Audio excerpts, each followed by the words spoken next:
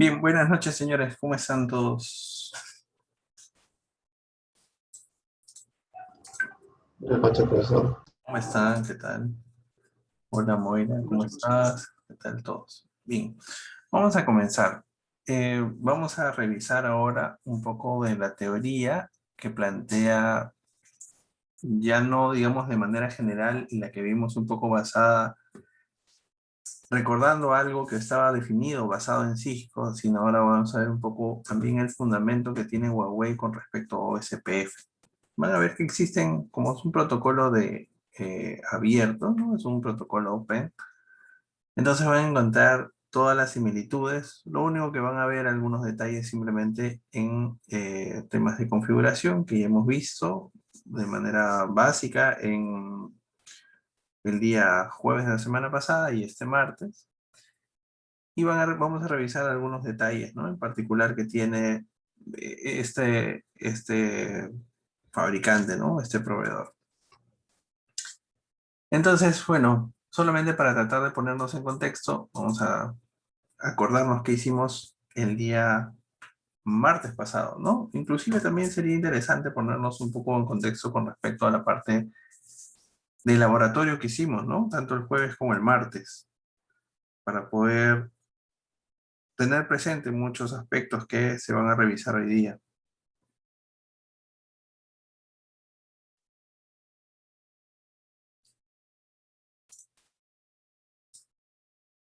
¿Ok? No sé si alguien quiere hacer un breve resumen de alguna de las sesiones.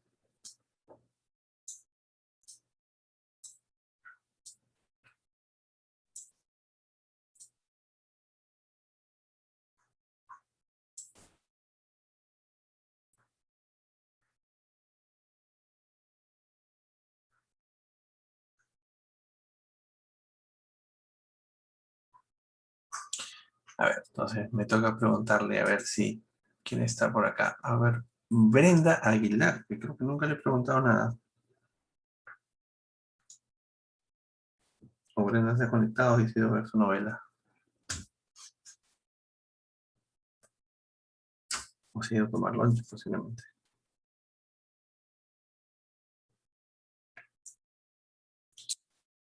Que así parece.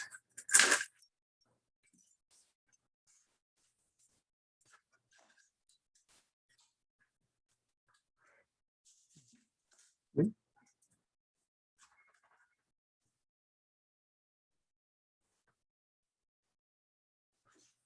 Ok, tal vez Freddy nos pueda ayudar. Freddy Salazar.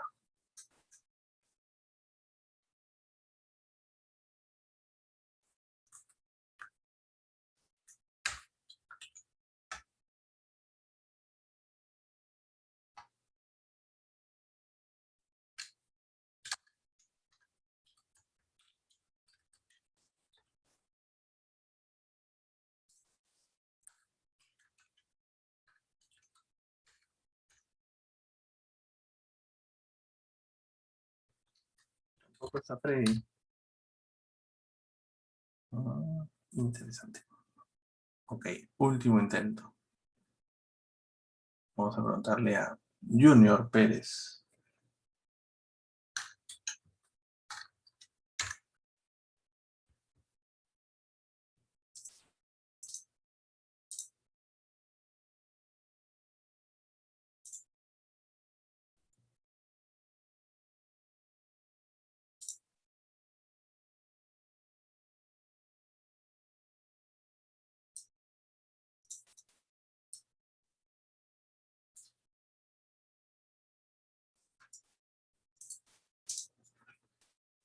Muy bien.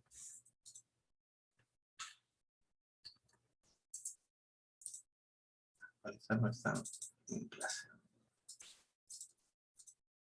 Listo, entonces vamos a hacer mi listita por acá de participaciones a partir de hoy.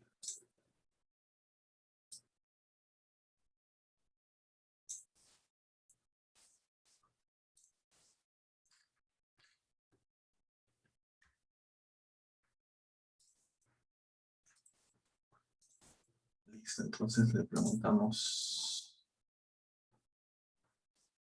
a Brenda, a Freddy. Ya, Junior. Ok, listo. Entonces estamos bien. Bueno, ok, entonces vamos a revisar, pues no nos queda de otra, ya que estoy preguntando y parece que o no están o no funciona su micro. Bueno, algún problema tendrán. El día de la semana pasada, como les decía, vimos un poco acerca del protocolo CPF, ¿no? Hablamos acerca de cómo se comportaba el protocolo, vimos un poco cómo estaba, mejor dicho, a qué tipo, o según alguna clasificación, cómo estaba dentro de protocolos posiblemente de gateway interior, ¿no? O posiblemente en función a los mecanismos, ¿no? Hablamos de que formaba parte de estos IGPs y tenía como característica, digamos, como mecanismo de trabajo, que era SPF, ¿no? Shortest Path First, ¿no? La ruta más corta primera. Y se consideraba un protocolo de estado enlace, ¿no? A diferencia del otro IGP que está, digamos, o que lo acompaña en esa categoría, que es RIP, ¿no? Routing Information Protocol, que básicamente es un protocolo de vector distancia, ¿no? Que tienen características distintas, o igual que IGRP, que tiene características distintas, ¿no? O SPF se basa en las adyacencias que tiene con los vecinos y cómo se mantienen esas en el tiempo. ¿Ok? Entonces también, bueno, no hemos todavía comparado con los protocolos de gateway exterior, pero vamos a ir revisando algunas cosas. Entonces, igual, ¿no? Hoy día también, al finalizar la sesión, vamos a conocer el protocolo SPF de área única para establecer enrutamientos dinámicos. Sino que esta vez lo haremos desde el punto de vista que tiene Huawei, ¿no? Entonces hemos visto que, o al menos hicimos una pequeña práctica de laboratorio con enrutamiento estático, entonces también por su experiencia y por los cursos anteriores, ustedes conocen que hay algunas ventajas, sobre todo, me dijeron hace un martes anterior, que tienen digamos, el enrutamiento estático sobre el dinámico. Alguno me dijo, no, el enrutamiento dinámico tiene más consumo de CPU, por lo tanto necesitas un equipo con características mayores, pero el enrutamiento estático, si por alguna razón algo falla en la red, no se puede adecuar automáticamente, mientras que el dinámico, en función a cómo está dispuesto el protocolo, puede ir adaptando, ¿no? Adaptando las rutas para que los paquetes siempre lleguen al destino. Y eso es un poco lo que lo caracteriza sobre todo al protocolo de enrutamiento dinámico. Como ven, la gráfica, ¿no?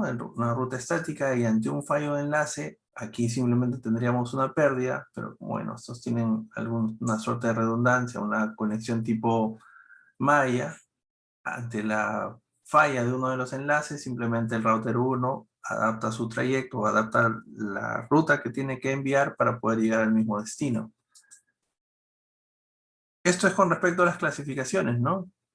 Ahí dicen que hay clasificaciones por sistema autónomo, protocolos de gateway interior, ¿no? RIP, ya, OSPF, AES, de enlace o de puerta de enlace exterior o de gateway exterior, que está BGP, por mecanismo de trabajo y algoritmo, está RIP con su algoritmo Bellman-Ford, y tenemos OSPF, y AES, ¿no? Con un protocolo, enrutamiento de estado enlace, ¿no? Y OSPF, como ustedes me dijeron, con el algoritmo de Dijkstra.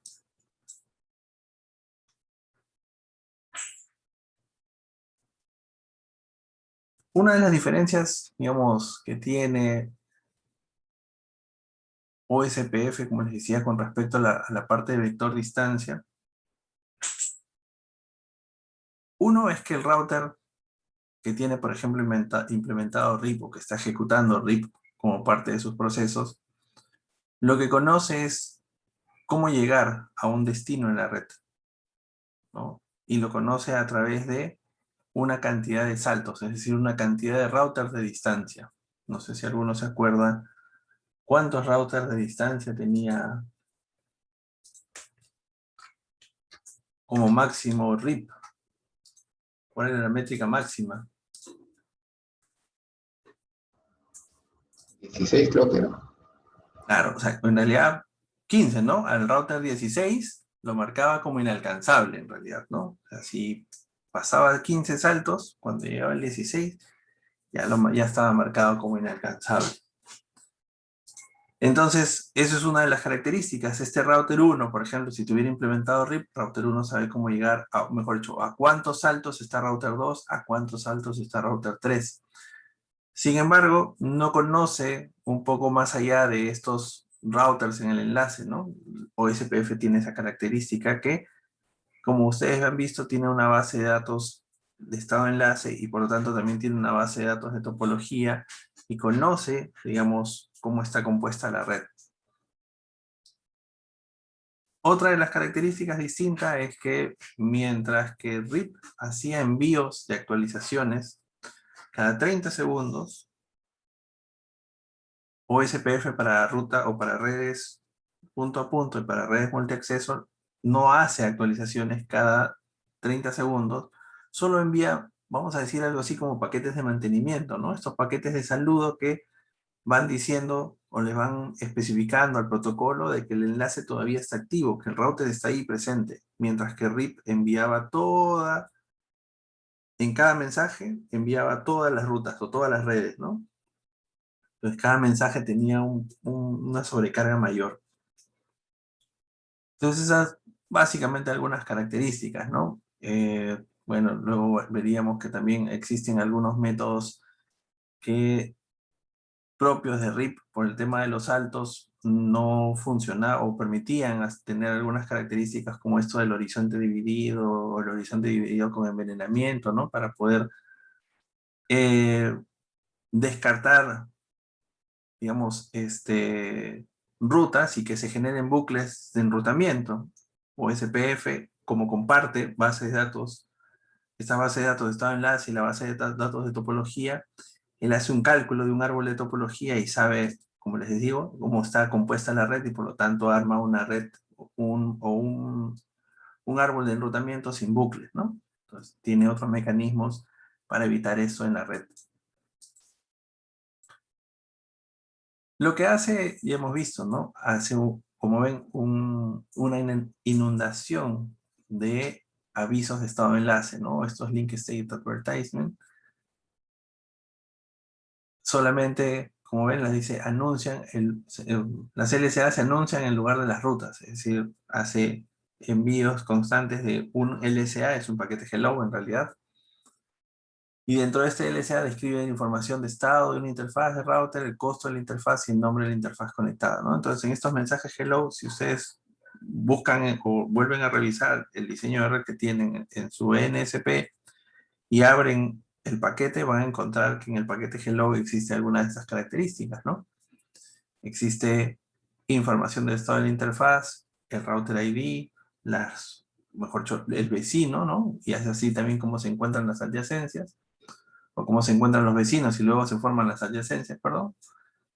Entonces, esto se basa en una inundación de paquetes de estado de enlace, ¿no? O link state advertisement.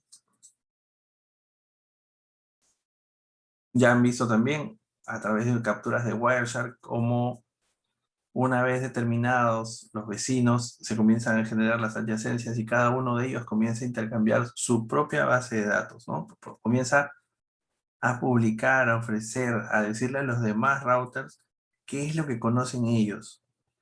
Y en función a eso comienzan a sincronizar todas las bases de datos para que todo el dominio SPF conozca lo mismo. Y es por eso que, obviamente, tienen la posibilidad de generar este árbol de topología sin bucles, ¿no?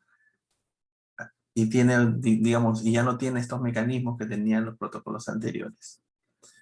Como ven, dice, cada uno de los routers almacena los links de estado, los avisos de estado de enlace en las bases de datos de estado de enlace y tiene la descripción de todas las interfaces del router de la red, ¿no? Y contiene la descripción de toda la topología. Entonces, los link state database en un dominio SPF, todas deben estar sincronizadas. Digamos que esta área 0, vamos a asumir que es un área 0, todas las bases de datos de cada uno de los routers de R1, de R2, de R3, de R4 deben ser idénticas. Y eso es lo que pasa al momento de comenzar a enviar, o mejor dicho, comenzar a generar primero el vecino y parte del proceso de adyacencia son los intercambios, ¿no? De base de datos. La carga, el proceso y luego la generación de rutas internamente. Entonces aquí está, ¿no? Una vez que tengo las bases de datos de estado de enlace, lo que va a hacer cada dispositivo es generar su propio árbol de topología, ¿no? Y esto es un poco la gráfica que se muestra simulando la creación del árbol de topología. Como ven, dice, cada enrutador calcula un árbol libre de bucles con sí mismo como la raíz sobre la ruta más corta. Independientemente de cómo esté dispuesta esta topología lógica, cuando se calcula esta ruta OSPF, cuando se calcula, perdón, el árbol de topología OSPF, lo que dice es esto, ¿no? R3 se convierte en el router principal. Vamos a tratar de hacer un pequeño gráfico, a ver si podemos entender, ¿no? Por ejemplo, este sería R3. R3 se calcula y toma algo así como un costo cero. Es decir, para llegar a las redes de R3, tengo costo cero, ¿no? ¿Cuánto me costaría llegar, por ejemplo, comencemos con R4? R4 está a través de un enlace de 1000 megabits. Adelantémonos y sepamos que, ¿no? Recuerden esta formulita, ¿no? Que había que dividir el valor de 10 elevado a la 8 sobre el ancho de banda del enlace y eso nos daba el valor o el costo o la métrica que tenía OSPF. Por defecto, les había comentado y creo que uno de ustedes me preguntó y me dijo, profe, ¿por qué siempre es 1, no? Porque no podemos tomar los decimales. Entonces aquí el costo, Fast Ethernet, 100 megabits, sobre un enlace de 1000 megabits, o enlace gigabit, sería en todo caso más o menos como 0.1, ¿no? Entonces el costo mínimo es 1. Tengo a R1 o a R4 con costo 1. Entonces aquí este señor genera algo así como que lo mismo que aparece acá, ¿no? Hace otra bolita por acá y dice, ya, tengo un enlace. Entonces aquí, ¿no? Este costo entre llegar de R3 hacia R4 tiene costo 1. Aquí, ¿no? Esto tiene costo 1. Y así comienza a crear, ¿no? ¿Cómo hago para llegar, por ejemplo, a R1? Posiblemente y comienzo a analizar, ¿no? A R1 puedo llegar a través de R2 y tengo un costo de 64, más 100 megabits, tengo un costo de 1 más, tengo un costo de 65, ¿no? Sin embargo, para llegar a R1 tengo que pasar primero por R4 y luego para llegar a R4 tengo que llegar hacia R1, costo 1, costo 1, un costo 2. Entonces, sale más o menos otra bolita por acá, ¿no? Sería algo así, por aquí. Y acá está R3, R4, aquí saldría R1 y hace, ¿no? Vuelve a armar su árbol y dice, acá también tengo un costo, ¿no? Salgo por aquí, 1, 2. Y así, arma todo el árbol en función a él poniéndose en el centro. Eso es lo que trata de decir esta lámina, ¿no? Lo mismo hará R2. R2 se considerará el centro del universo con costo cero y luego comenzará a calcular cuánto le cuesta llegar a R1, cuánto le cuesta llegar a R3, cuánto le cuesta llegar a R4 y lo mismo así. Cada uno de ellos hará su propio árbol conociendo quiénes son sus vecinos y sus propios costos. Entonces esa es la idea de que OSPF forme su propio árbol de topologías cada router. Eso es individual. Y una vez generados los árboles de topología de cada uno, se generan o se procesan las rutas, ¿no? Como ven, dice en última instancia, instala las rutas para las rutas preferidas calculadas. O sea, es decir, una vez que ha armado su árbol de topología y sabe el costo hacia cada uno de los routers que tiene, partiendo desde él, comienza a instalar las rutas con menor costo, ¿no? Por eso dice las rutas preferidas, que están calculadas en su tabla.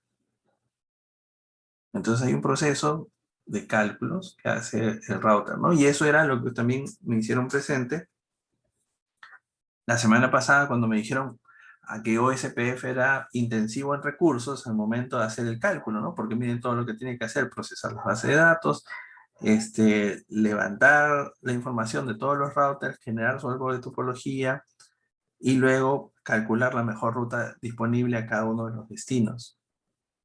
Entonces ahí, ¿no? Nosotros hemos hecho un ejercicio con apenas 2, 3 routers, ¿no? Esto en una área más grande se comienza a generar más y más entradas en la tabla. Entonces un cambio en la ruta con muchas entradas genera algo de procesamiento bastante elevado. Entonces la opción para bajar eso sería dividirlo en áreas o simplemente tratar de también sumarizar algunas rutas, ¿no? Entonces, esto en pocos pasos, lo mismo que hemos visto, ¿no? Sería el resumen, ¿no? Lo primero, relaciones vecinas, ¿no? Primero aviso veo quién está a mi costado, intercambiamos, ¿no? Es parte del proceso, recuerdan. Intercambiamos información. Ya sé que tengo, por ejemplo, R3 tiene de vecino R2, intercambio mis bases de datos en el punto 2. Una vez que tengo mi base de datos, pasan estos procesos, ¿se acuerdan, no? De two-way, start, exchange, loading, full, y una vez que pasa esto, en estos procesos se comienzan a generar los árboles de topología. Cuando llega full, ya la base de datos de enrutamiento, la tabla de enrutamiento se encuentra lista y publicada, por decirlo así, para que pueda tomar las decisiones de reenvío, ¿no? Necesarias para cada uno de los routers. Esto sería básicamente la idea, un poco de lectura y un poco de, básicamente la historia OSPF, ¿no? Está definido en el RCP 2328, diseñado para IPv4, OSPF versión 2, el que estamos analizando. OSPF versión 3, si recuerdan en la lámina anterior, tiene también más o menos 1999 que se define en el RFC 2740. Entonces, request for comment son básicamente algo así como que la Biblia, ¿no? Aquí están todos los datos necesarios para que el protocolo opere, ¿no? Inclusive los cambios que se van haciendo. El OSPF versión 3, diseñado para IPv6, dice, a menos que se especifique lo contrario, cuando nos refiramos a OSPF, siempre vamos a hacerlo, al menos en estas láminas de Huawei, con respecto a la versión 2, ¿no? Para IPv4. Y es un poco el resumen, ¿no? Se intercambia información de estado de enlaces y no rutas. RIPC intercambia rutas, no estado de enlace. Como ven, dice, es información clave para que OSPF realice la topología y el cálculo de rutas. Cuando habla de información de estado de enlace, recuerden que habla de los link state advertisement. Y recuerden que en la tablita hay 5 tipos, ¿no? Comenzando por hello, los descriptores de base de datos, los requests, los updates y los acknowledge, ¿no? Ya hemos visto, ¿no? Recopila información de estado de enlace en una red y lo almacena en la base de datos de estado de enlace. Cada enrutador utiliza su propio algoritmo OSPF, cada uno lo calcula de manera independiente. A menos que esté, yo considero, ahí faltaría creo que una aclaración, a menos que esté en una red multiacceso, ahí la cosa cambia. Soporta VLSM, es decir, trabaja con redes sin clase, y la idea es que pueda trabajar con multiárea para poder hacer una red escalable, ¿no? Para que se pueda ir creciendo sin problemas. La idea aquí, bueno, ponen una gráfica con básicamente tratando de identificar dónde podríamos aplicar OSPF, ¿no? Aquí hablan de los switches de agregación y los switches de núcleo. Entonces, recuerden que son switches multicapa, ¿no? Porque los que están marcados como switches de acceso de capa simple o de capa 2 son los que están marcados con los que están en la parte inferior. Si lo comparamos, digamos, con Cisco, acá le llaman switch de agregación. Cisco tenía, recuerden, la capa de acceso, la capa de distribución y la capa de núcleo. Básicamente el modelo es muy similar, solo cambia de nombre con la parte de agregación. Y está dispuesto en cada uno de los dispositivos de multicapa que aparece aquí, que permita el intercambio de rutas entre las distintas redes que tiene, ¿no? Esta red de campus. Ya ustedes también conocen bastante, hemos visto que tenemos el área 0, el área backbone, es el área principal, y cuando trabajamos con un OSPF de área simple o de área única, básicamente siempre lo definimos en esta área backbone. Sin embargo, esto puede ir cambiando, ¿no? En función de cuántas áreas nosotros vayamos trabajando o generando en función al crecimiento de la red. También ya hemos visto que cada dispositivo tiene su propio nombre, por decirlo así, ¿no? Su propio identificador. Como ven, puede ser especificado manualmente o asignado automáticamente por el sistema, ¿no? Aquí cumple dos condiciones, en realidad. Hasta el momento, cuando nosotros vimos la práctica, tenía dos condiciones. A diferencia de Cisco, que funciona con manualmente, ¿no? Cuando usamos el comando router ID, en este caso también Huawei lo tiene de esa manera, router ID, y especificamos un valor de 32 bits eh, con notación decimal punteada, similar a una dirección IP. Intentamos hacer la configuración a través de una loopback, sin embargo, lo obvió y pasó directo a tomar la dirección IP más alta del dispositivo. Entonces, para Huawei considera básicamente la configuración manual o la dirección IP más alta a través del de manera automática, ¿no? Por eso dice puede ser especificado manualmente o asignado automáticamente por el sistema. Entonces, cada router ID se comunica o anuncia su identificador. ¿Y el identificador se puede parecer al IP? Sí, se puede parecer, ¿no? Pero son valores o distintos en realidad. Uy, esto está movido. Bueno, el costo de OSPF, como les había dicho, ¿no? 10 elevado a 8, 100 megabits, fast Ethernet, entre el ancho de banda de la interfaz. Aquí básicamente hacen algún tipo de cálculo, ¿no? Interfaz de serie 1.544 megabits. Y por defecto ya aparece el costo, ¿no? Tiene un costo de 64. Si ustedes hacen la división, 10 elevado a la 8, entre, acá habría que añadirle unos cuantos ceritos para que se convierta en megabits, da más o menos algo así como 64.40, si no me equivoco, 64.40 más o menos. Y lo que están tomando solamente es la parte entera. Entonces, si ustedes hacen la división, pueden encontrar que esta división genera algunos decimales, solo se toma la parte entera para poder hacer el cálculo o para poder asignar el costo a una ruta. Lo que les decía es que el costo o el valor mínimo del costo siempre va a ser 1. Porque acá, como ven, 100 megabits, sin embargo, por ejemplo, una interfaz gigabit que tiene 1000 megabits, 100 entre 1000 y va a dar un valor menor a 1. Entonces, siempre el costo predeterminado, como bien aparece aquí también, es 1. Recuerden eso.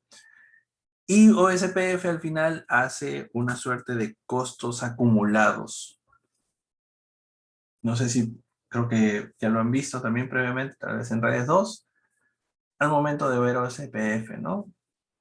Cada enlace, por ejemplo, este enlace que tenemos aquí entre R3 y R2, es un enlace de 1.544 megabits, 1544 kilobits, y por lo tanto tiene costo 64. El enlace entre R2 y R1, al parecer, es un enlace o fast Ethernet o Gigabit Ethernet, por lo tanto tiene costo 1. Y la red la red LAN de R1 tiene costo 10 porque posiblemente sea un enlace de tipo Ethernet, ¿no? De 10 megabits. Entonces esto, para poder determinar un costo, lo que hace R3 es calcular el costo acumulado, ¿no? Si ustedes se ponen de una manera sencilla, imagínense aquí en el borde de la red, en el borde del router. Espérense, déjenme buscar un...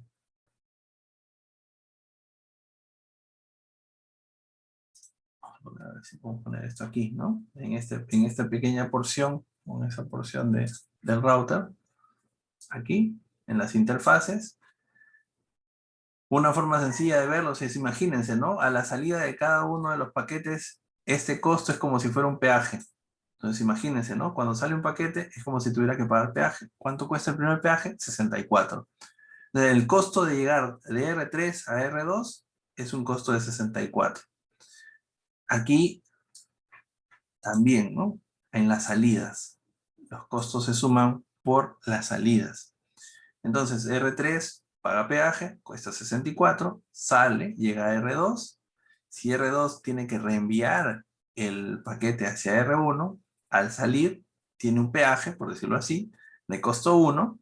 Entonces ya el costo total hasta el momento no es 64, sino es 64 más 1, 65. Llega a R1 y R1 tiene que reenviarlo a algún dispositivo dentro de su red LAN.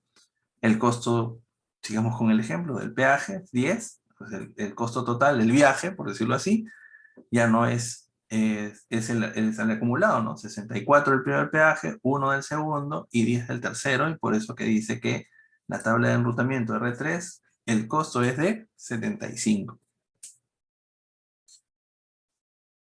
Entonces se van sumando los costos a las salidas de cada uno de los routers, ¿no? Al momento de pasar por uno de los routers es donde se suman los costos al cálculo de la ruta.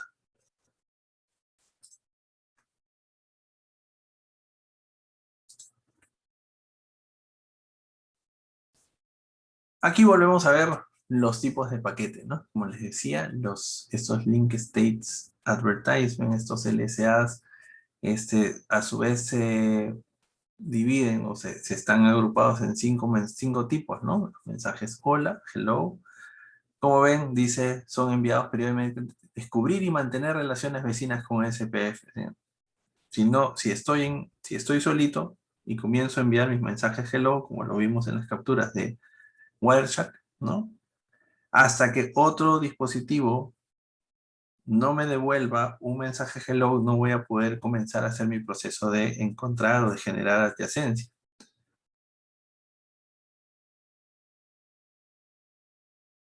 ¿Cuál era el segundo paso, se acuerdan? Después de haber estado o de comenzar en un estado down, ¿no?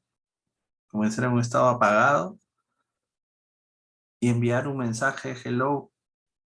¿Qué tenía que pasar para que pueda o comience a recibir yo descriptores de base de datos, ¿no? Estos database description, ¿no? O DVD.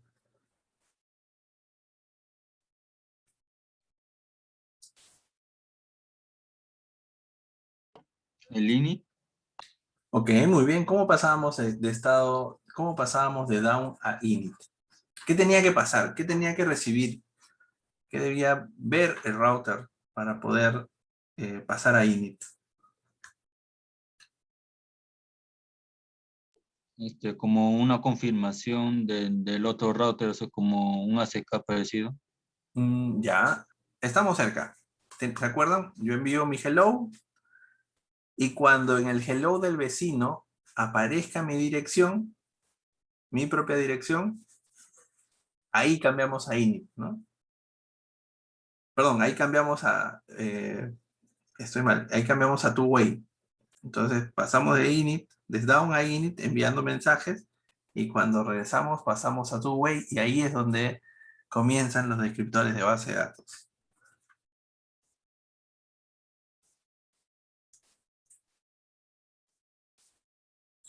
Ok, entonces luego de eso, ¿se acuerdan una vez que al momento de comenzar a cambiar los descriptores de base de datos, ¿se acuerdan? Pasaban 3 mensajitos, ¿no? Esto sucede más o menos como en 3 pasos. Comenzaban a llegar o comenzaba uno de ellos a solicitar las actualizaciones, un link state request, el otro router contestaba con la actualización, y el router inicial, quien solicitaba el request o quien hacía el request, quien solicitaba la actualización, confirmaba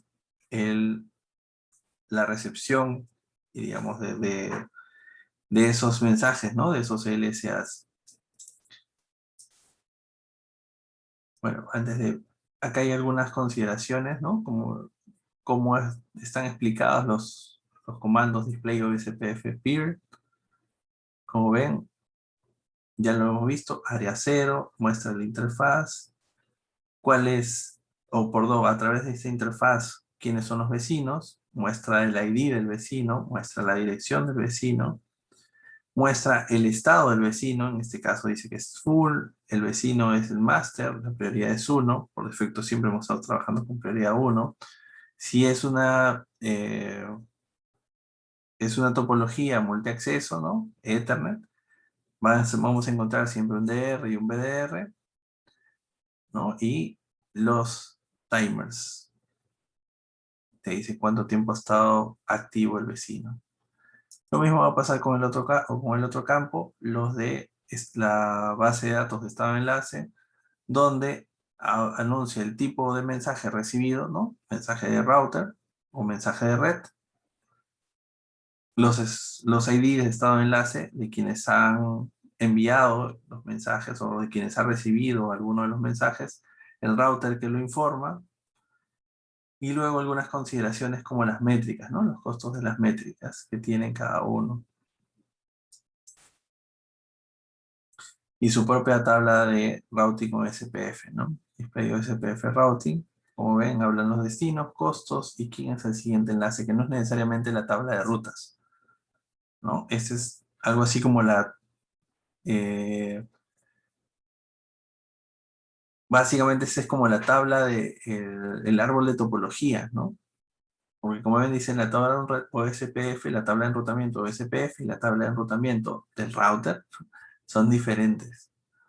Esto es desde el punto de vista de los costos de cada uno que tiene el router para la red. Y no necesariamente todas estas entradas de routing son las que se agregan a la tabla de rutas.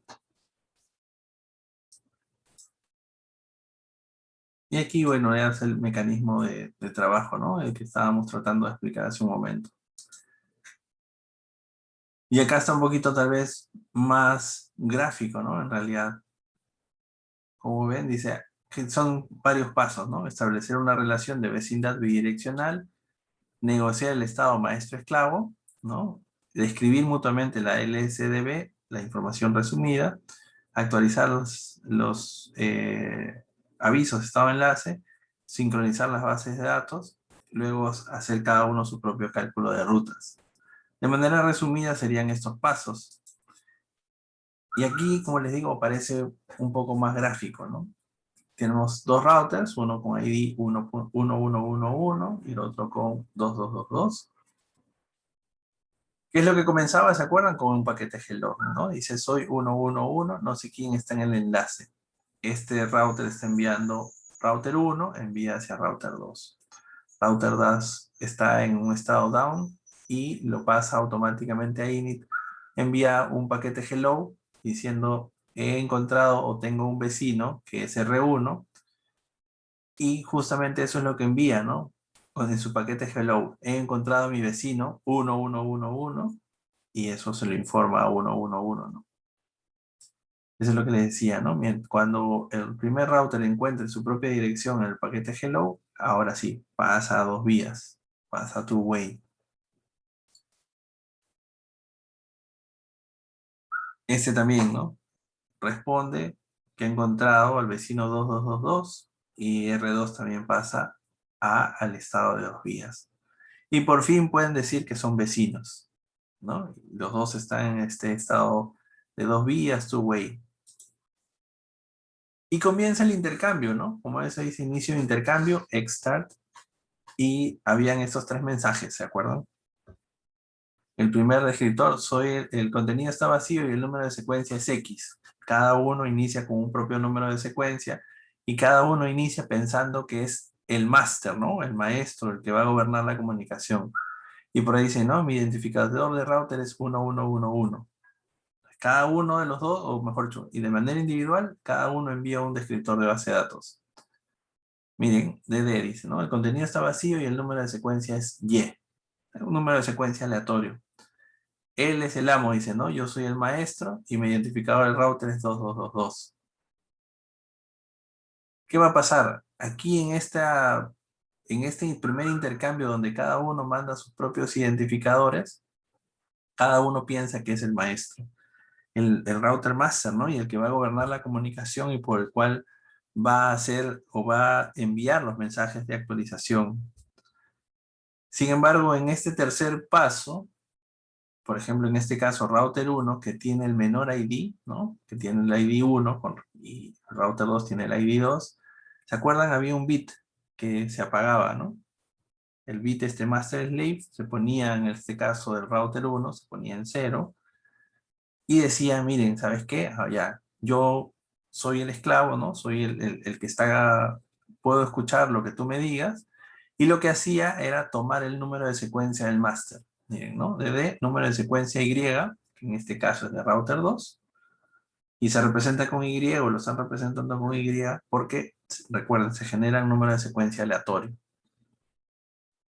Y este es el resumen de mi LSA en mi base de datos de estado enlace, ¿no?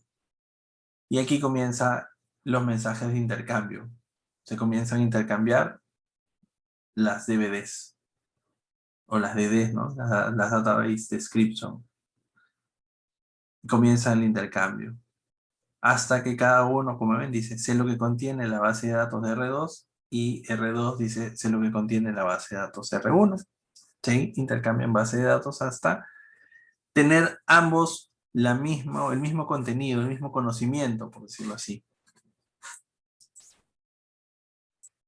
R1 hace la solicitud, ¿no? Quiere solicitar la información completa sobre y aparece algún o envía o hace la solicitud con respecto a alguna red en particular, por decirlo así. R2 envía la información solicitada por R1 y como les decía, ¿no? R1 confirma y acá puede hacer inclusive otra solicitud, ¿no? Quiero solicitar información completa sobre el YYLSA, ¿no? O sea, te estoy pidiendo información adicional. Y va a contestar todas las preguntas, por decirlo así, que R1 en este caso haga, o luego R2 también puede solicitar. Van a tener que confirmarse.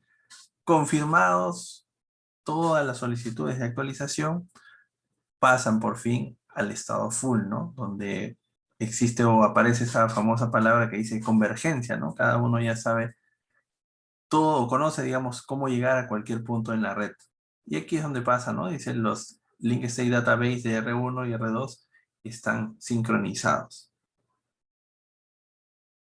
Pasado esto, o en estos procesos, también es donde se están generando estas tablas de topología o SPF, ¿no? Y acá, por ejemplo, veríamos la tabla de vecinos, ¿no? Gigabit Ethernet 01, 10.11030, igual, ¿no? Cada uno con su router ID. Como ven, dice, estoy ejecutando en router 1 un display OSPF peer. Lo que habíamos visto, ¿no? Proceso 1 con router ID 1111. Los vecinos que pertenecen al área 0, ¿no? A través de la interfaz Gigabit Ethernet 1000. Acá está. Este es el ID del vecino, la dirección, el estado en que se encuentra, en este caso dice full. El vecino 2 es el maestro, efectivamente, porque en el intercambio inicial este router tenía el identificador más alto. La prioridad no se ha tocado y aparecen el router designado y el router de backup designado, ¿no? 10.111 como router de backup designado y 10.112 como router, router designado y router de backup como 10.112. ¿No? Entonces, esto sería básicamente la lectura de este comando display OSPF peer, ¿no? Y a pesar de, miren, si se dan cuenta, a pesar de que el router 2 tiene un ID mayor y se considera el master, DR ha sido elegido, perdón, el DR ha sido elegido router 1.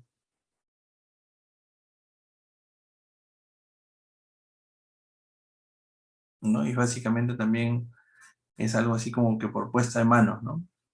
Si tenemos 3 routers, por ejemplo, como teníamos en nuestra topología de red, por decirlo de una manera, el más antiguo es el que va a tomar la posición de DR y el segundo que ingrese a la red con OSPF tomará la posición de BDR. Si, ¿no? La recomendación, ¿se acuerdan? En Cisco era, si necesitamos que esto se reorganice, habría que reiniciar. En este caso nosotros usábamos este comando, ¿no? Reset,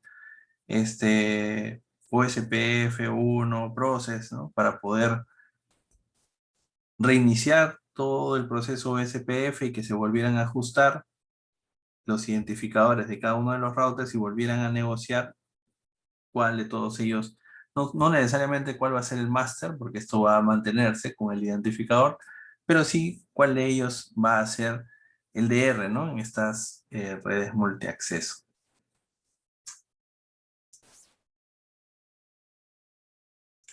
Y aquí están básicamente como los tipos de redes, ¿no? Vamos a encontrar que hay algunos tipos de redes como redes broadcast, NBMA, que son non-broadcast multiple access significa. Vamos a ver si lo ponemos por acá. Y estas redes non-broadcast multiple access.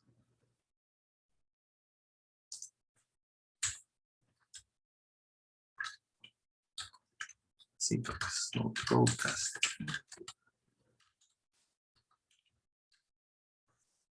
Eso significa NBMA. Pongo en mayúsculas las primeras para que... Son redes multiacceso sin broadcast, ¿no? Y aquí entra como en esta clasificación estas redes frame relay, ¿no? Estas redes antiguas. Frame relay tienen estas características. Redes multiacceso sin broadcast, ¿no? Porque el elemento o digamos, el protocolo de capa 2 no necesita enviar broadcast a la red, ¿no? Redes point to multipoint, eso significa que justo acá está, point to multipoint network, P2MP y P2P, ¿no? Point to point network. Nosotros hemos trabajado en los laboratorios con esta y con esta red. Unas redes multiacceso con broadcast, que sería más o menos, si quieren nombrarlo, si quieren ponerlo en el mismo término, sería solamente esta parte, ¿no? Broadcast Multiple Access, que forma parte de esta red, ¿no? No hemos visto ni las redes con frame relay ni las redes de punto multipunto. Esto es identificado básicamente por el router al momento de configurar la interfaz. Ustedes han visto que los routers por defecto conocen qué interfaces tienen. Entonces ellos, a pesar de que existe, me parece que existe algún tipo de comando para poder especificar la red, esto es seleccionado de manera automática. A ver, vamos a quitar esto.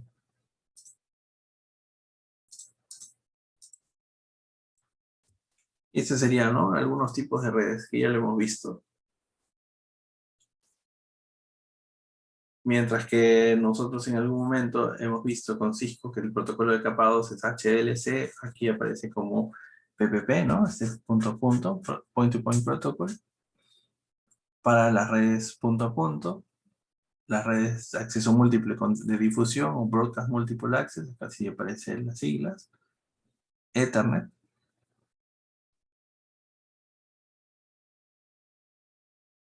Y en función a esto, cada una tiene una característica distinta, ¿no? Recuerden que aquí, en los tipos de redes OSPF, P2P, no existe elección ni router designado ni router de backup. Eso solo funciona en las redes con acceso múltiple. Y básicamente eso se debe a cómo se envían las actualizaciones de los LSAs, ¿no? O sea, mejor dicho, cómo se envían los LSAs. En una red multiacceso o de acceso múltiple con broadcast, generaría algunos pequeños detalles tener, o que cada uno de ellos calcule sus propias redes y en todo caso generaría un consumo de ancho de banda significativo si es que cada uno de ellos hiciera su propio cálculo. Es por eso que se ha determinado de que exista un router encargado de manejar la base de datos de estado de enlace principal y el resto enviar actualizaciones si son necesarias, ¿no? Acá están las otras dos redes, frame relé, las redes punto multipunto.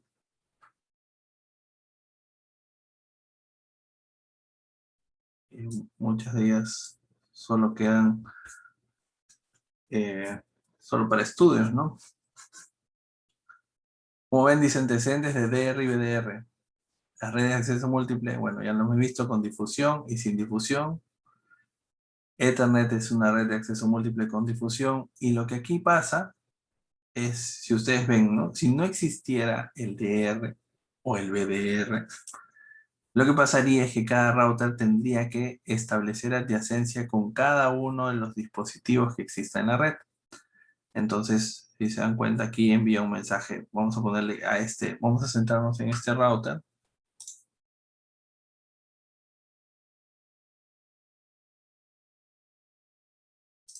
Vamos a centrarnos en este router y si se dan cuenta, este router tiene que enviar mensajes a cada uno de ellos.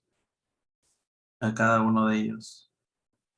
Es decir, cada router comienza a enviar mensajes de adyacencia, ¿no? Estos LSAs, esos Link State Advertisement a cada uno de los routers.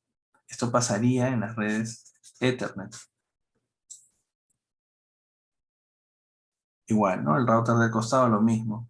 Entonces esto podría saturar, ¿no? Desperdiciar ancho de banda y recursos, ¿no?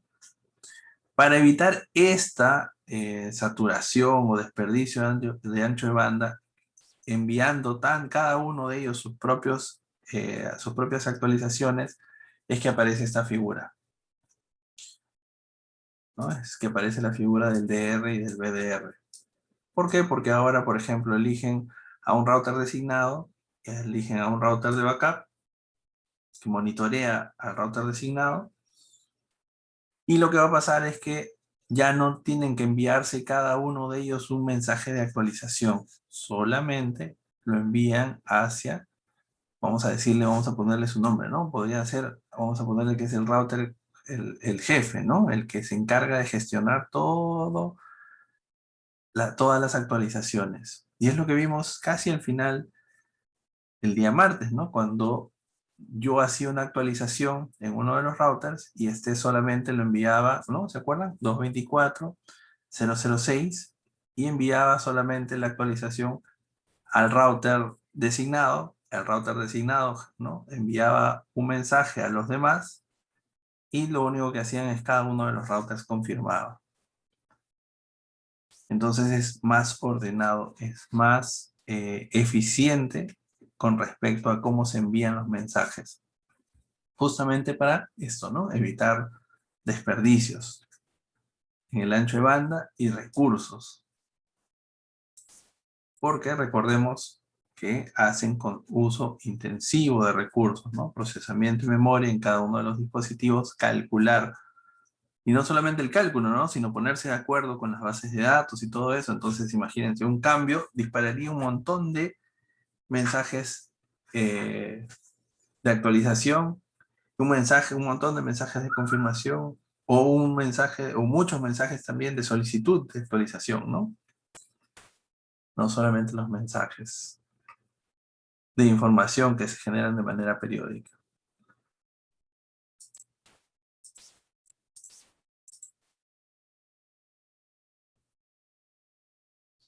Ok, entonces esto aquí aparece justo la parte que les comentaba, ¿no? Si existe un DR, que acá lo han puesto a los dos superiores, a los dos que están en la parte superior de la gráfica. Si existe un DR y un BDR, son ellos los que se van a encargar de gestionar las adyacencias y por lo tanto o los envíos de estado de enlace, ¿no? Los link state advertisement. Y por lo tanto, la cantidad de estos mensajes se va a ver reducida. Entonces, en la red vamos a tener tres roles, ¿no?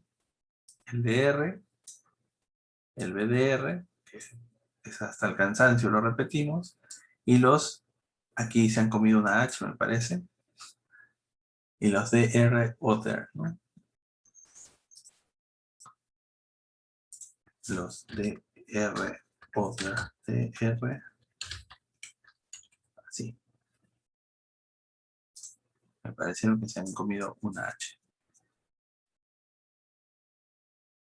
¿Sí? Entonces existen estos tres roles. Y estos Other, estos son routers que por su propio ID no han podido participar de la elección de ser DR o BDR o porque llegaron posiblemente tarde al acceso en la red, ¿no? Estos dos posiblemente han sido los dos primeros en encenderse o son los que tienen las ID más altas y por lo tanto tienen estos roles. Esos han llegado después o tienen las ID más bajas, por lo tanto tienen el rol de otros. Y estos lo único que hacen es recibir, ¿no?, información que proviene de los routers principales, por decirlo así.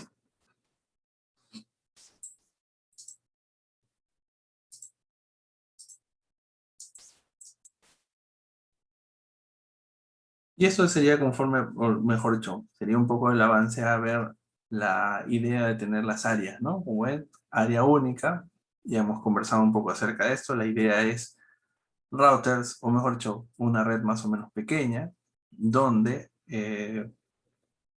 las rutas y las bases de datos no sean tan extensas, ya que como dice aquí, ¿no? Si la Link State Database se hace más grande y más grande, debido a la cantidad de dispositivos en la red, la tabla de enrutamiento va a incrementarse.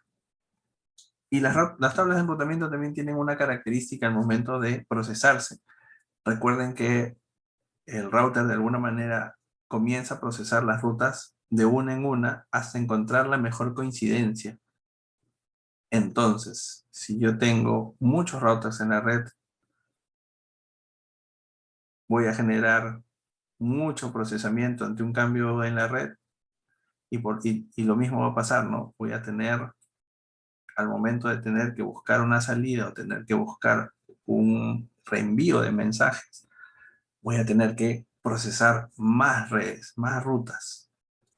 Y eso también genera un consumo de recursos. Y como ven, ¿no? También dice que es difícil calcular rutas basadas en bases de datos muy amplias. Es difícil en el sentido de que, como consume más recursos, el router está en algún momento procesando un cambio y no está haciendo su chamba también de reenviar paquetes. Y lo último es esto, ¿no? Cambia la topología y la saturación de los avisos de estado de enlace sobrecargan la red.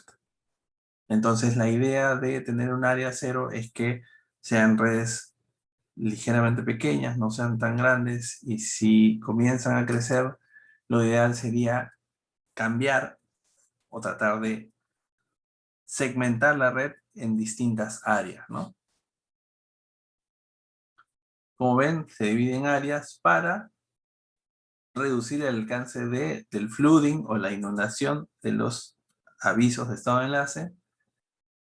El control de cambios también se genera de alguna manera mejor, porque imaginemos si estamos, como les decía, ¿no?, todo esto en una sola gran área, este router que está, por ejemplo, aquí en la parte final, si se cayera, comenzaría a generar cambios y todos tendrían que reprocesar, o si existe un DR, este tendría que comenzar a avisar a todos en la red. Sin embargo, al tener una red de esta manera segmentada por áreas, si este router simplemente cae o ya deja de funcionar o por alguna razón deja de formar parte del dominio SPF, lo que va a pasar es que entre ellos van a calcular, van a avisar al router de borde y el router de borde se va a encargar de avisar a los demás. Entonces centraliza la tarea de actualizaciones en un solo dispositivo, ¿no? Este es no sé si se acuerdan en algún momento estos nombres, ¿no? Este sería un ABR, ¿no? Entonces, Area Border Router. Este y este de acá. Estos dos de acá son routers de borde de área.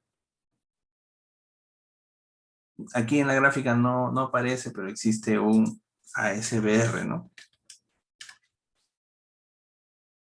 Que sería el que sale hacia, por ejemplo, a la red WAN o hacia internet, no sé, ¿no? O cualquier otra conexión que exista. Y este es de Autonomous. Así.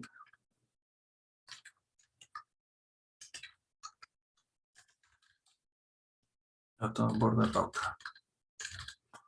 ¿No? Acá no figura en la imagen, sin embargo, existen estos términos, ¿no? ASBR, ABR, ¿no?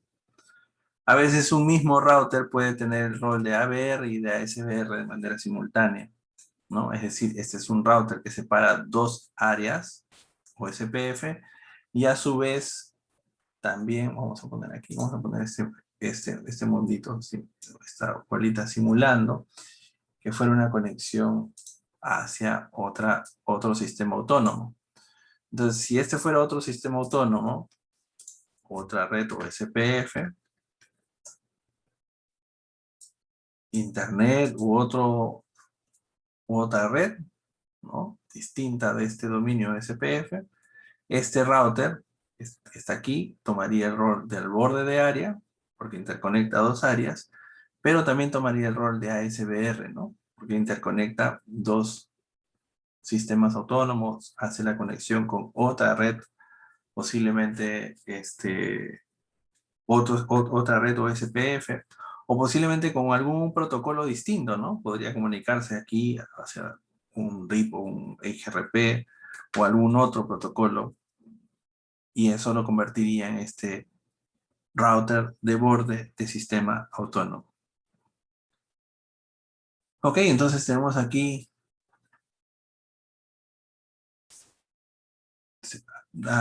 ¿cómo? No entendí eso. ¿Se puede configurar dos sistemas autónomos en el ABR? No, esa parte no.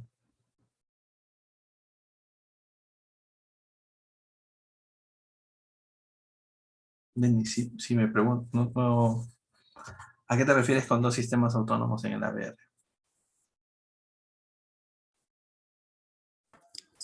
Profe, ¿qué tal? Buenas noches. Sí, hola, dime. Sí, bueno, lo que entiendo es que en el área 0 tiene un sistema autónomo y en el área 2 tiene otro sistema autónomo diferente, ¿no? El área 0.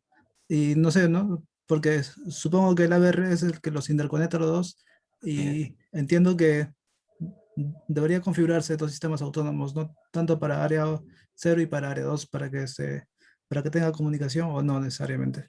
En términos de, en realidad, el término sistema autónomo es un término que en realidad se utiliza. Si ustedes buscan en internet, un sistema autónomo es un conjunto de routers que comparten, en realidad que comparten un montón de características. Y a veces el sistema autónomo, siendo más preciso, digamos, o yendo un poco más se utiliza para el intercambio de rutas entre entidades externas. Es decir, por ejemplo, BGP manejaría dos sistemas autónomos. Aquí le llaman sistema autónomo a aquellos dispositivos que comparten o que están dentro de una misma entidad. O sea, imaginemos así, ¿no? Vamos a tratar de englobarlos. Todas estas tres áreas forman parte de una misma organización, una misma empresa. Ya, bueno, ya de acá. Entonces, lo que estoy tratando de más o menos recalcar es que este dispositivo, imaginemos, que aparte de estar conectado o conectar dos áreas, que es lo que tú bien dices, ¿no? Este es el router de borde que conecta dos áreas. A su vez, este router también permite, por ejemplo, ¿no? Es el dispositivo que permite la salida hacia Internet. Entonces, como vamos a decir que el acceso a Internet, por ejemplo, ¿no? Como alguna de las tecnologías WAN, va a permitir o vas a interconectar con unas redes fuera de la organización, fuera de este conjunto privado, digamos, de routers.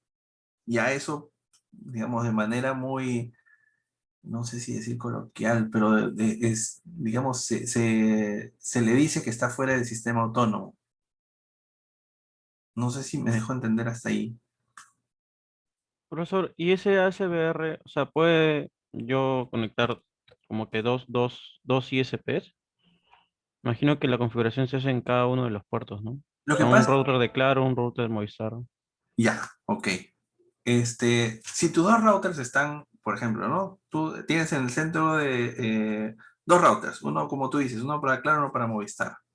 Acuérdense que estos son roles, ¿no? No es que yo le diga, ok, la forma que tomen el rol de ASBR, por ejemplo, esos dos, si a su vez están conectados, por ejemplo, con un SPF con tus demás dispositivos, esos dos routers tendrían los roles de ASBR.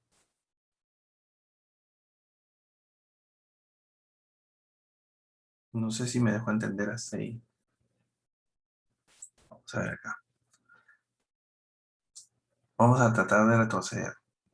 Este señor interconecta dos áreas, ¿no? Este router tiene el área 0 y el área 2, ¿no? Acá tiene su interfaz en área 0 y tiene su interfaz en área 2.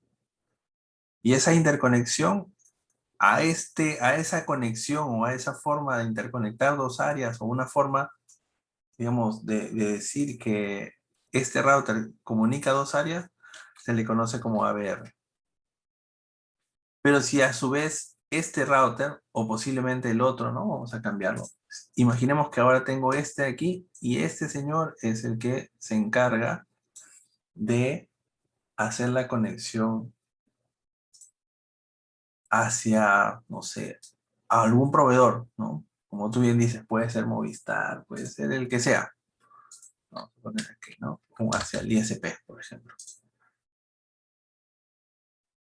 Y entonces esa conexión, o mejor dicho, al momento de este señor establecer la conexión con otro, vamos a decir que existe otro sistema autónomo, ¿no? Es otra red totalmente distinta, este señor toma el rol, o se le conocería como ASBR. Pero ustedes me van a decir, pero profe, pero este también comunica el área 0 con el área 1. Ah, sí, también, ¿no? Por lo tanto, también a su vez tiene el rol de ABR. O sea, tiene los dos roles, el de comunicar dos áreas dentro de un dominio SPF, dentro de un propio sistema autónomo, y a su vez interconectar con otras redes. No sé si me dejo entender ahí mejor. Sí, profesor. Entonces, eso en realidad son nombres del rol que toman. Porque claro, ustedes pueden configurar un router para que haga estas dos cosas, ¿no? De todas maneras lo pueden hacer. Puedo configurar mi router para que interconecte dos dispositivos y a su vez. O sea, eso está de cajón. Los nombrecitos que tienen estos de ABR y ASBR son básicamente nombres de roles, ¿no? Para identificar, oye, ¿cuál tiene, no? ¿Cómo vas a hacer con el ABR? Ah, ya. Sabes que es un router que une dos áreas. Oye, el ASBR, sabes que es un router que posiblemente une todo el dominio o todo el sistema autónomo o SPF con otras redes remotas. Entonces, solamente el nombre del rol. ¿Ok? Entonces, esa es un poco la idea de estos nombrecitos de ABR y ASBR. Profe, una consulta. Sí, sí. Este, entonces, esos routers de borde, entiendo que uno de los dos va a ser el DR, ¿no? Mira, igual, este router, vamos a ponerlo así. Bacán. Vamos a ponerlo así. Vamos a partirlos en dos. Vamos a tratar de partirlos así. Este router va a tener o va a participar del área 0 y va a participar del área 1. Este router que está aquí va a participar del área 0 y del área 2. Si el ID de este router es mayor que las demás, o si fue inicializado el OSPF primero que el resto, posiblemente pueda ser un DR para este segmento de área 2. Pero no necesariamente, ¿no? Inclusive, entre ellos dos podría ser el máster, pero no necesariamente. O sea, el hecho que tenga el rol de ABR no le da, por decirle, derecho a que sea el router designado.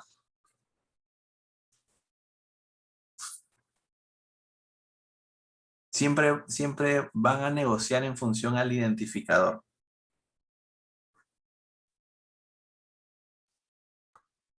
Profe, ¿y en cada área hay un DR o es un solo DR para todo? Depende, ¿no? En este caso, si la conexión es multiacceso, aquí hay un DR, en el área 2 debe haber otro DR y en el área 1 debe haber otro DR.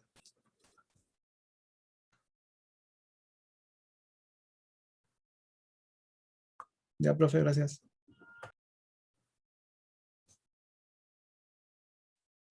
Bien, entonces, la idea de eso de separarlos en área es básicamente reducir, ¿no? El impacto, por ejemplo, de los cambios de la red, los cambios de la topología, es reducir esto, ¿no? El desperdicio de procesamiento, ¿no? De CPU, de memoria y estas cosas que pasan al momento de procesar las entradas, haciendo que los routers de borde o que los routers encargados de la comunicación entre áreas sean los que informen a los demás dispositivos. Como ven, dice, las rutas se pueden resumir en el borde de área para reducir el tamaño de la tabla de embotamiento, ¿no? Aquí lo que podríamos hacer, este resumen de rutas, el término en algunos casos lo encuentran como supernetting, ¿no? Si el subnetting es la división, el supernetting es la agregación, la agrupación, el resumen de distintas rutas, ¿no? Hacia máscaras de subred más altas. Y como ven, dicen, ¿no? La mejora de la escalabilidad, es decir, el crecimiento de la red y por lo tanto esto se puede hacer, o se puede mejorar, o se pueden generar redes a gran escala, ¿no? De tamaños más grandes.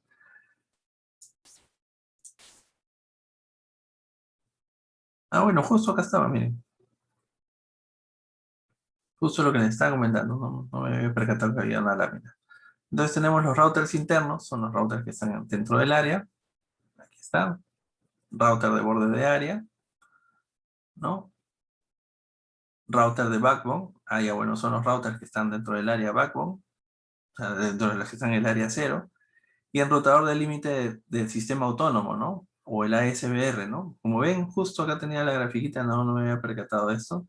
Entonces acá tengo las distintas áreas y este router toma el rol de ASBR, ¿no? Con otro sistema autónomo, con otra red distinta que podría ser posiblemente el proveedor de servicios, ¿no? Entonces este router tiene el rol de ASBR. Y en realidad también se generan un poco los roles, ahora siendo un poco más preciso en este aspecto, porque también generan, ¿se acuerdan? Dentro de los link state updates hay unos subtipos, ¿no? Entonces cada uno de ellos también tiene la posibilidad, en función a su rol, anunciar tipos distintos que van a ir publicándose y que van a, por ejemplo, permitir que se pasen información. Por ejemplo, ahí, ¿no? Los LSU que están, digamos, de tipo 5 son los que van a enviarse entre distintas, o mejor dicho, que la ASBR va a informar hacia los demás routers para que sepan que si tienen que salir del sistema autónomo, cómo llegar a él. Entonces hay tipos distintos en función al rol, ¿no? Y eso lo podemos, ahora que hagamos un ejercicio con multiárea, podríamos ir analizando cómo están compuestos los mensajes de actualización. Ya no solamente los 5 tipos, ¿no? Sino dentro de los mensajes de tipo 4, cómo están compuestos los otros 11 posibles subtipos, ¿no? En realidad no vamos a revisar todos, pero sería interesante ver al menos los 5 primeros, que habla de hasta el ASBR.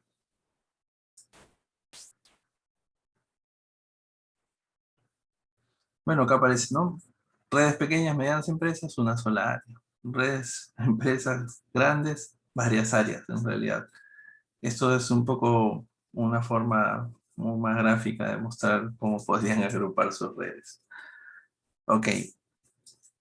Entonces aquí también en la PPT publicada tienen el proceso de cómo configurar OSPF, Esto lo hemos visto también en en las dos prácticas, uno para punto a punto y uno para multiacceso. Lo que no hemos hecho es definir un costo, definir el ancho de banda de referencia o definir la prioridad para que algún dispositivo, a pesar de que tenga un ID más bajo, tenga mayor prioridad para convertirse en DR, ¿no? Entonces, hay, aparte del ID que sea más alto, también existe la forma de establecer una prioridad, ¿no? Como ven, dice el priority, un valor mayor indica mayor prioridad, es decir, todos los routers, por decir, aparecen en OSPF con una prioridad de 1, ¿no? Si alguno de ellos tuviera una prioridad de 5, entonces ese router sería mejor candidato para ser elegido DR.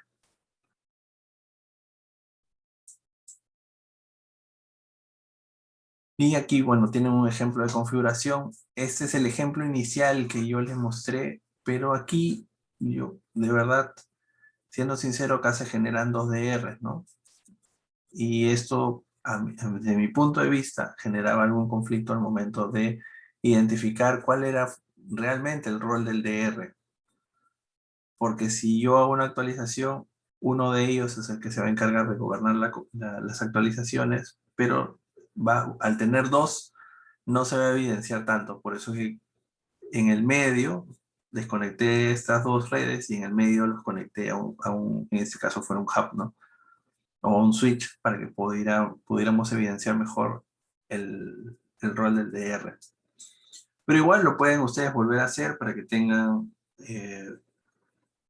o para que puedan probar los otros dos comandos, ¿no? Cómo manejar el costo y cómo manejar la prioridad para que puedan ustedes gobernar cómo controlar quiénes son elegidos o quiénes son mejores candidatos a DR, ¿no? Aquí está la configuración paso a paso, ¿no? Router ID, el identificador, área 0, las redes con su máscara inversa. Está la configuración de R2, de R3. Esta es una configuración multiárea, ¿no? Acá tengo área 0, área 1. Entonces estoy viendo que R2 es el router de borde de área. Y aquí podríamos tratar de hacer algo similar para poder evidenciar cómo funciona la parte de multiárea, ¿no? Y aquí hay algunos comandos para que ustedes puedan hacer verificaciones de OSPF. Ok, bueno. Bien, esto es, digamos, desde el punto de vista de las diapositivas, según la información que provee Huawei, es muy, muy, muy similar a lo que provee Cisco, perdón. Es muy similar a lo que provee Cisco, en realidad. No hay cambios significativos más que algunos detalles y sobre todo en la parte de configuración, ¿no? Cada uno tiene su particularidad al momento de configurar y cada uno tiene su particularidad al momento de entregar más o menos información en sus comandos de display, ¿no? En sus comandos de depuración o de verificación. Ok, entonces son 9:41. Hasta aquí no sé si alguno tiene alguna pregunta.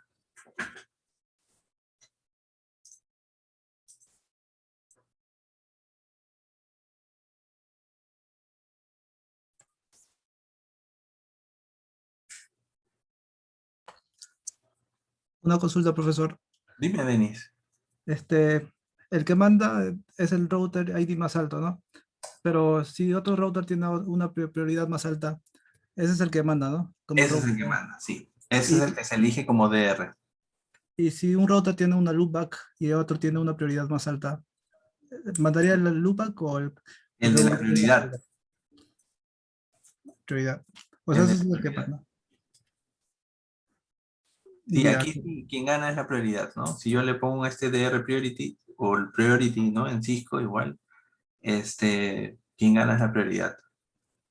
ya, correcto. Entonces, en segundos sería el loopback y el tercero sería el router ID más alto, ¿no? Al revés, al revés. Segundo sería el router ID más alto y en último lugar sería la loopback, Ah, ya. Ya, profe, gracias.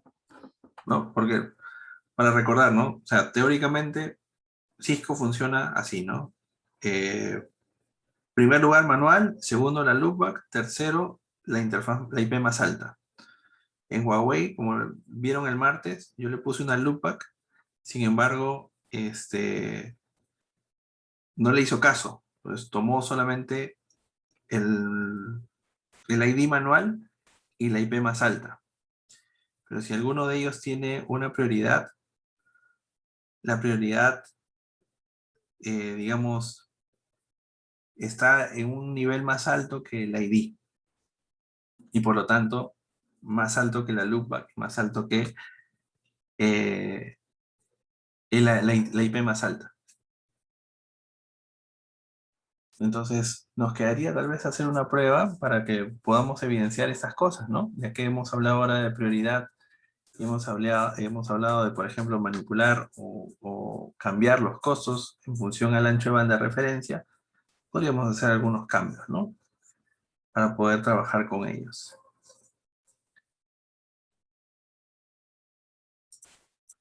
Bien, entonces voy a volver a preguntarle a Brenda, a ver si ya llegó Brenda. Segunda oportunidad. Brenda.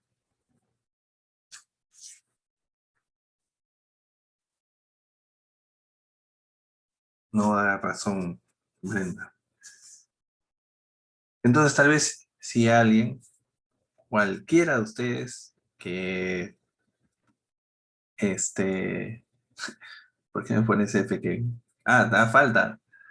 No, ya saqué mi tablita aquí, Excel, ya estoy comenzando a ver las participaciones. Habíamos en función a, ¿no? ¿Se acuerdan? Hicimos un convenio, ¿no? Yo hacía una concesión para mejorar sus notas con respecto a otra vez entregar su trabajo, pero ustedes participaban más, ¿no? Y solamente veo que participan los de siempre.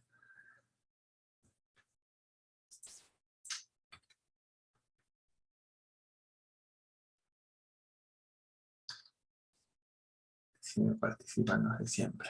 Entonces, esa es un poco la idea. Después, ya con estadísticas podremos ver cómo nos va en la práctica 2, pues, ¿no? Bien, entonces, o tal vez miren ya que no está Brenda, Cristian Yataco, ¿no? Nunca lo he escuchado a Cristian. Cristian, buenas noches, ¿no? Un breve resumen, como tal vez lo que hayas comprendido de cómo funciona OSPF.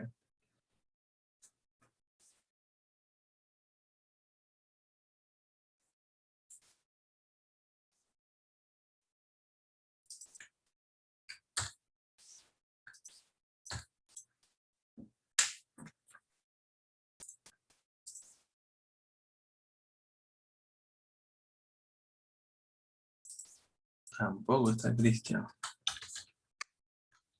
¿Qué ha pasado?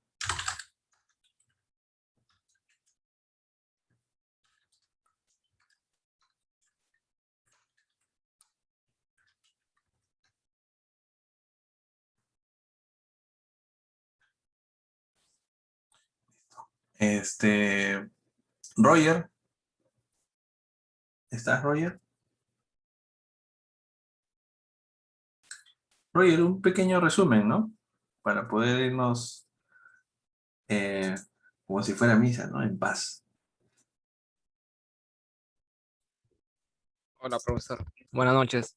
Buenas noches. Un breve resumen, sí, chiquito nomás.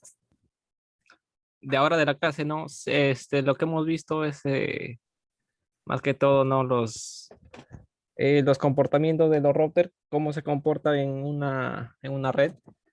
¿Cómo se Si son, por comporta? ejemplo, BR, ABR, ¿no? Esos son los roles, pero ¿y cómo se comporta OSPF? ¿Se porta bien o se porta mal? Es un protocolo de estado enlace, ¿no? A diferencia de RIP, como comentaba, envían una LSA, no comparten toda la ruta, digamos, como RIP, ¿no? ¿Qué más no hace OSPF? ¿Qué hace RIP? ¿O qué hace RIP que no hace OSPF? Eh, a diferencia, es un protocolo estado enlace, no RIP es vector distancia. Muy bien. ¿no? ¿no? Y también lo hemos visto, ¿no? Cómo eligen cuando un router es master y el otro es esclavo, ¿no? Comparten mensajes hello, ¿no?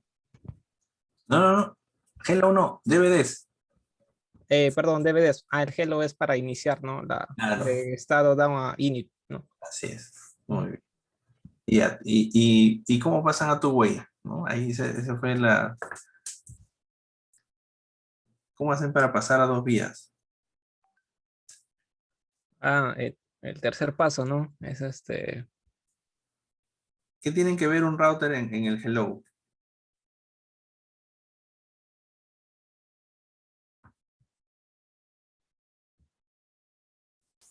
el bit 1 y 0.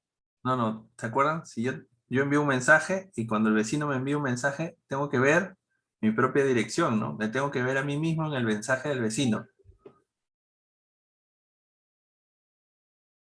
¿Sí? Y en eso, y ahí comienza otros procesos, ¿no? Ahí se desencadena el de 2 vías. Esta vez, Ricardo, gracias, Ricardo. Muy bien. Estoy tomando acá nota de las participaciones. Bien, gracias, Roger.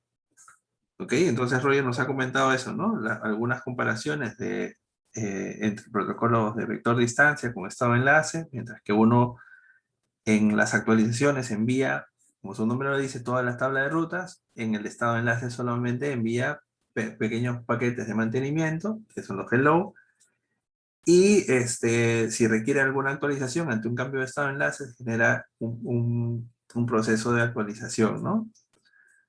Existen, ¿no?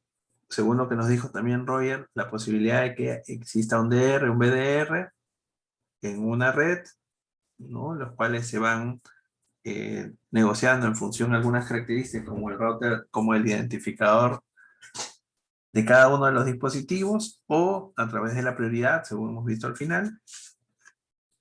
Y eso nos permite tener o poder decidir o poder generar un router que se encargue de manejar todas las actualizaciones en una red multiacceso.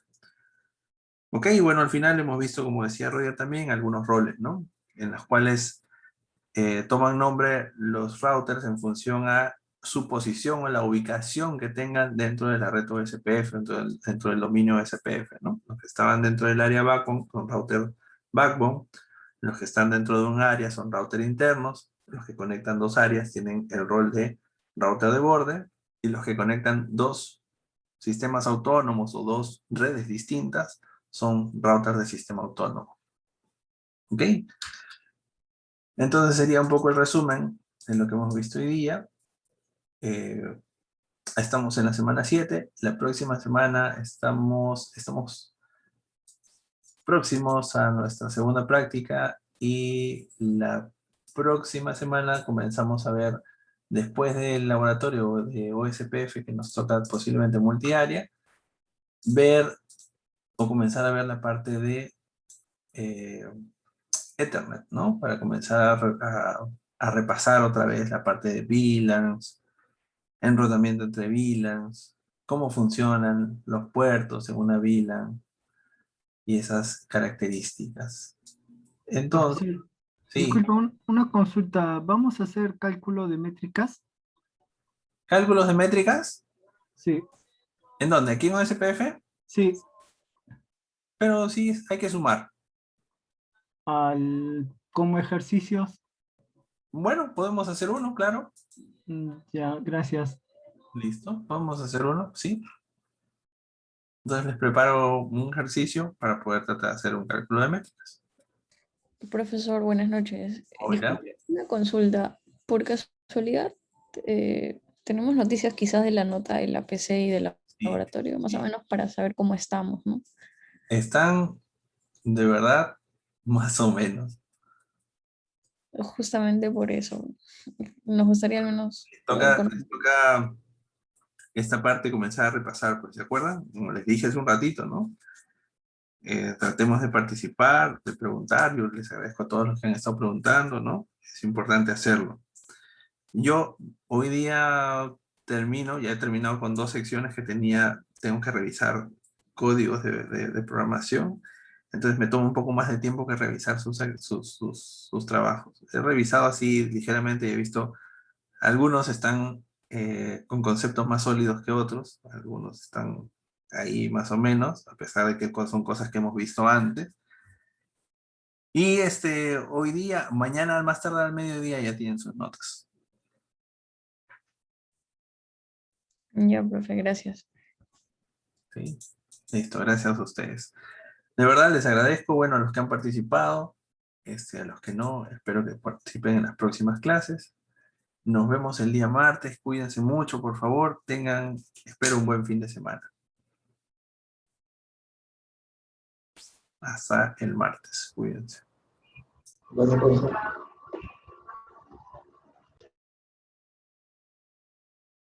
Hasta luego, profesor, gracias. Chao, cuídense.